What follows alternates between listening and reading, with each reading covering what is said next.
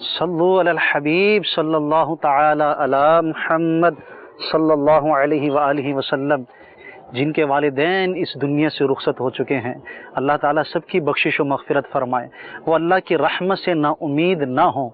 اللہ تبارک و تعالیٰ کا فرمان ہے، لا تقنطوا من رحمت اللہ،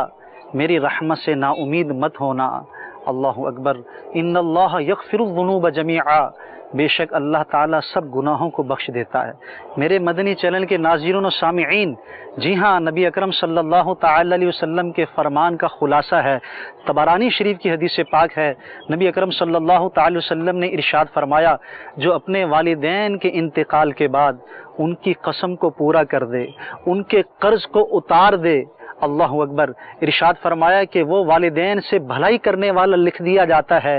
اگرچہ وہ ان کی زندگی میں ان کا نافرمان ہے۔ تو میرے مدنی چینل کے ناظرین و سامعین، اللہ کی رحمت سے نا امید نہ ہوں، اللہ کی رحمت بہت وسیع ہے۔ والدین اس دنیا سے رخصت ہو گئے، لیکن آپ کثرت سے ان کے لیے استغفار کیجئے، کثرت سے ایصال ثواب کیجئے، انشاءاللہ عز و جل اس کی آپ کو برکتیں ملیں گی۔ ایک اور مقام پر نبی اکرم صلی اللہ تعالی علیہ وآلہ وسلم نے ارشاد فرمایا، سبحان اللہ، سنیے اور اللہ تعالیٰ کی رحمت سے جھومیے۔ نبی اکرم صلی اللہ تعالی وسلم نے ارشاد فرمایا کہ جو شخص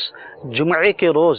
اپنے والدین یا کسی ایک کی قبر کی زیارت کے لیے جاتا ہے، نبی اکرم صلی اللہ تعالی وسلم نے ارشاد فرمایا، جس کا مفہوم یہ ہے کہ اس کی برکت سے اللہ تعالیٰ اس کے گناہوں کو بخش دیتا ہے اور اس کو والدین کے ساتھ بھلائی کرنے والا لکھ دیا جاتا ہے۔ تو ہو سکے تو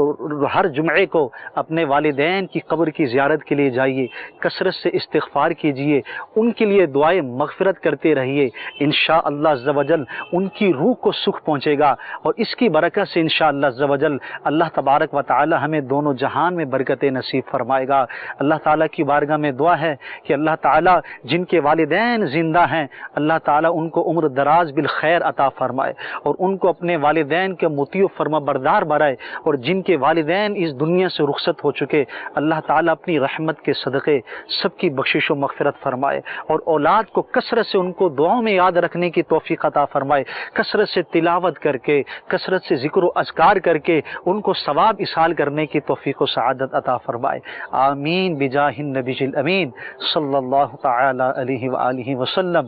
صلو علی الحبیب صلی اللہ تعالی علی محمد۔